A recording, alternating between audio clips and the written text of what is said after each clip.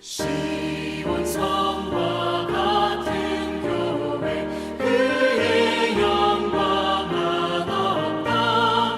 허락하신 말씀대로 주가 친히 세웠다. 반석 위를 세운 교회 은들자가 누구랴.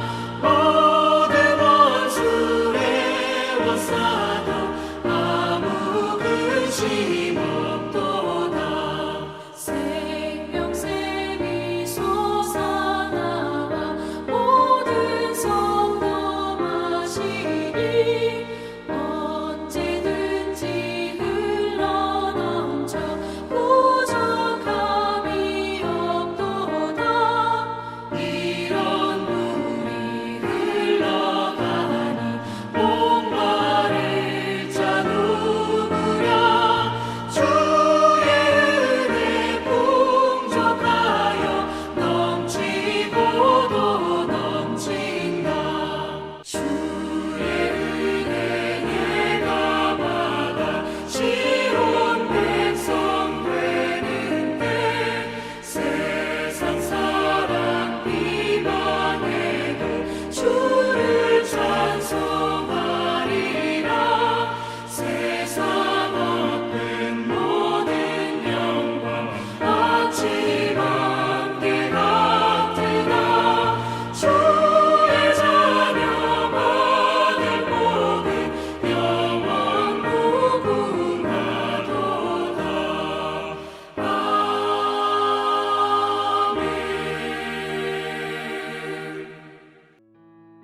10월 13일 오늘의 말씀은 고린도후서 13장 1절에서 13절입니다.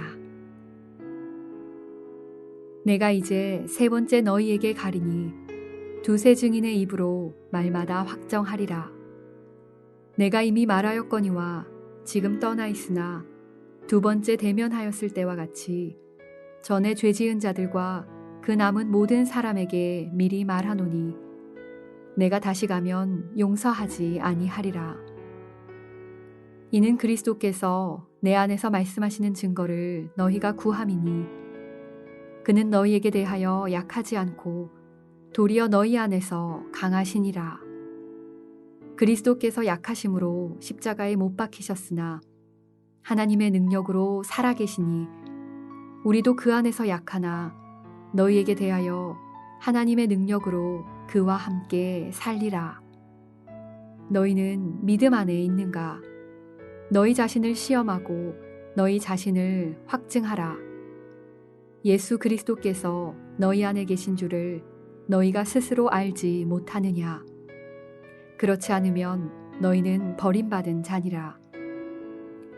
우리가 버림받은 자 되지 아니한 것을 너희가 알기를 내가 바라고 우리가 하나님께서 너희로 악을 조금도 행하지 않게 하시기를 구하노니 이는 우리가 옳은 자임을 나타내고자 함이 아니라 오직 우리는 버림받은 자 같을지라도 너희는 선을 행하게 하고자 함이라.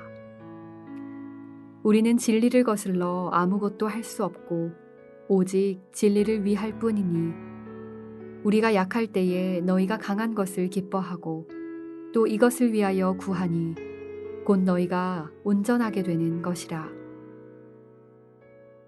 그러므로 내가 떠나 있을 때에 이렇게 쓰는 것은 대면할 때에 주께서 너희를 넘어뜨리려 하지 않고 세우려 하여 내게 주신 그 권한을 따라 엄하지 않게 하려 함이라. 마지막으로 말하노니 형제들아 기뻐하라. 온전하게 되며 위로를 받으며 마음을 같이하며 평안할지어다. 또 사랑과 평강의 하나님이 너희와 함께 계시리라. 거룩하게 입맞춤으로 서로 문안하라. 모든 성도가 너희에게 문안하느니라. 주 예수 그리스도의 은혜와 하나님의 사랑과 성령의 교통하심이 너희 무리와 함께 있을지어다. 오늘 고린도후서의 마지막 내용입니다. 오늘 본문의 내용에서 사도 바울은 고린도 교회를 향해서 아주 강한 권면과 또 단호한 징계를 예고하는 그런 모습이 나오게 됩니다. 그러나 그 목적은 뭐냐 하면 그들에게 회개할 기회를 주고 그들로 하여금 온전하게 하려고 하는 목적인 것이죠. 사역자가 사역을 하는 데 있어서 가장 그 마음 가운데 중심을 둬야 되는 것은 무엇이냐면 바로 성도들을 온전케 하는 일입니다. 그 일을 위해서 우리가 부름을 받은 것이죠. 단순히 그 사람들을 교인이 아니라 그리스도의 은혜와 사랑을 알고 그리스도의 삶을 따르는 제자로서 그렇게 양육되도록 계속해서 돕는 일인 것입니다. 이런 목표를 이루기 위해서 성도들이 바른 신앙을 가지도록 하기 위해서 때로는 강한 어조로 하나님의 말씀을 대언하기도 하고 또 하나님의 말씀으로 교훈하기도 하는 것이죠.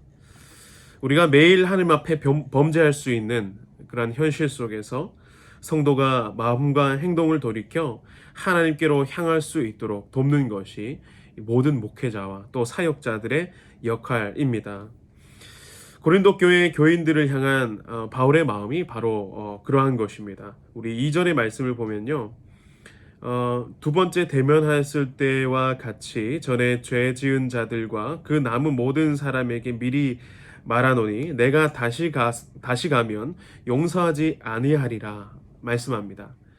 다시 이 고린도 교회를 방문할 때에는 아주 강한 모습으로 대면하여서 여전히 죄에서 떠나지 않는 사람들, 또 교회를 병들게 하는 사람들을 용서하지 않겠다라고 말을 합니다. 그러나 여기서도 바울이 의도하는 것은 징계를 한다, 용서를 하지 않겠다라는 것이 의도와 목적이 아니라 깨어져 가는 교회를 바로 세우고 그들이 변화된 모습으로 나아가기를 바라고 기대하는 마음으로 권면하고 있는 것이죠. 이러한 바울의 모습은 사실 이제껏 잘 보이지 않던 그런 모습입니다. 고린도 전서 2장 3절에 나오는 그 말씀처럼 그 동안에는 고린도 교회 가운데 거할 때에는 약하고 두려워하고 심히 떨었던 그런 모습이었는데 그 모습이 아니라 이제 굉장히 대조적으로 그 표현 자체가 아주 가슴이 서늘해질 수 있는 아주 강한 표현을 하고 있습니다.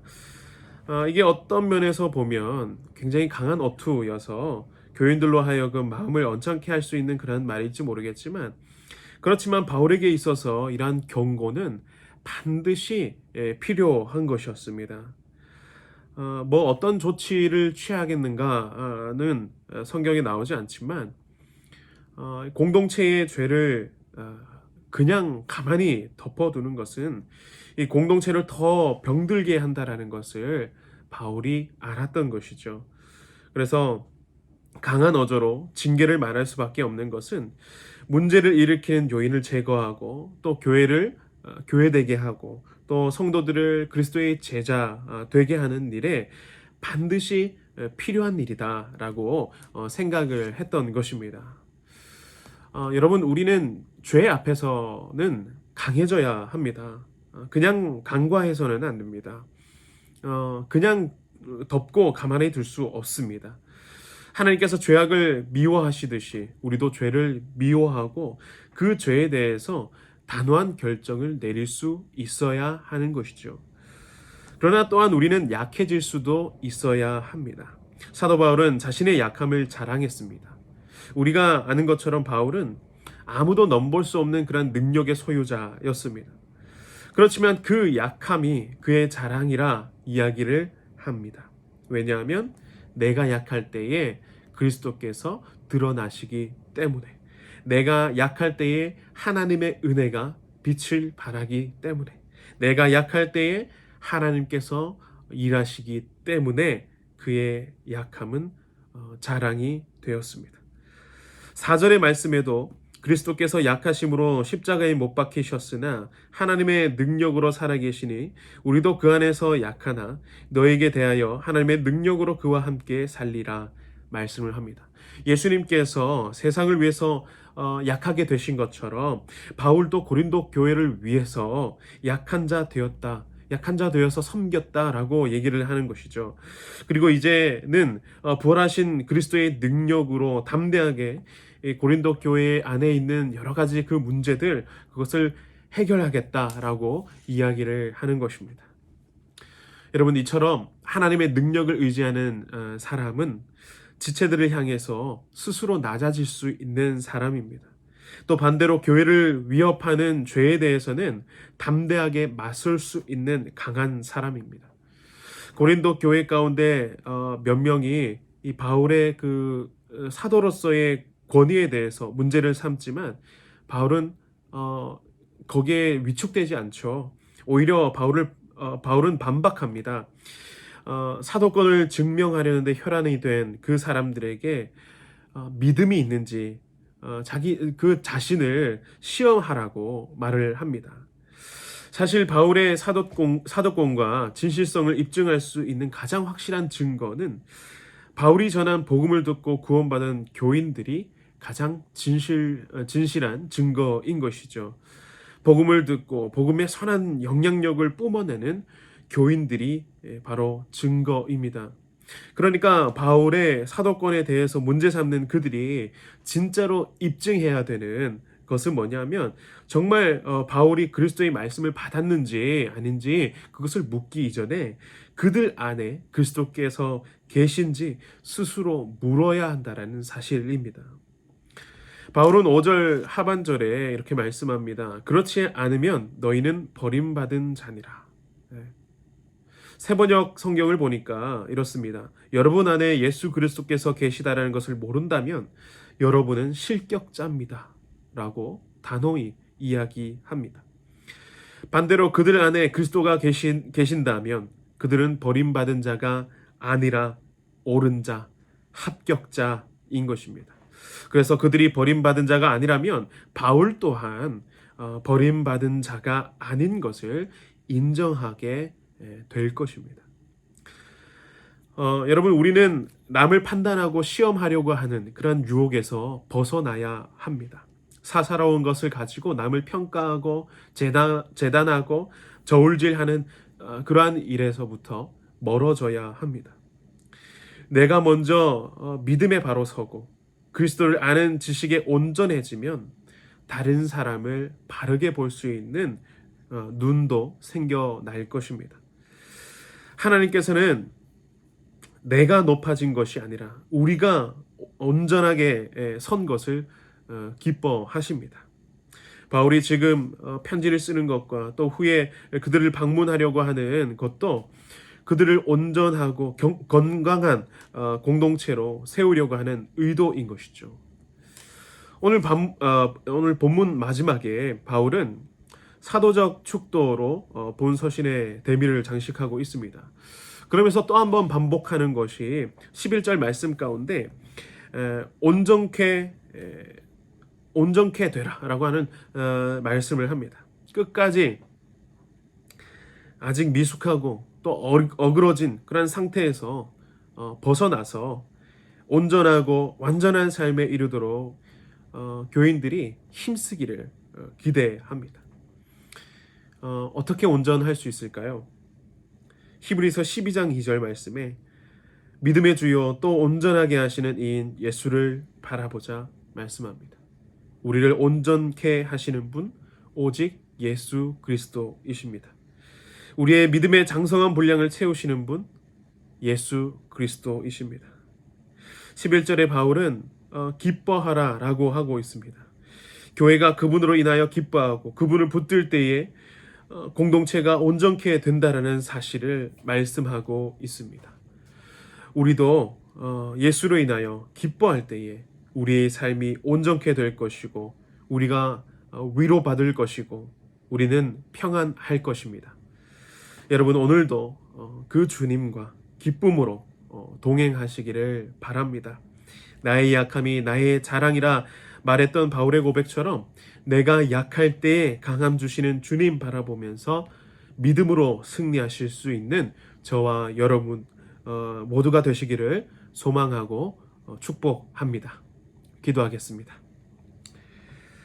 사랑이 충만하신 아버지 하나님, 우리가 정말 믿음으로는 강한 자가 되고 공동체를 위해서는 약한 자 되어서 하나님의 영광 드러내기를 원합니다. 오늘 하루도 교회의 머리 되신 예수님, 기쁨과 온전함과 위로와 평안을 주시는 예수님, 붙들며 살아갈 때에 더욱 그리스도의 향기 나타내는 우리 모두가 되게 하여 주시옵소서. 함께 하실 것을 믿습니다. 예수님의 이름으로 기도드립니다. 아멘.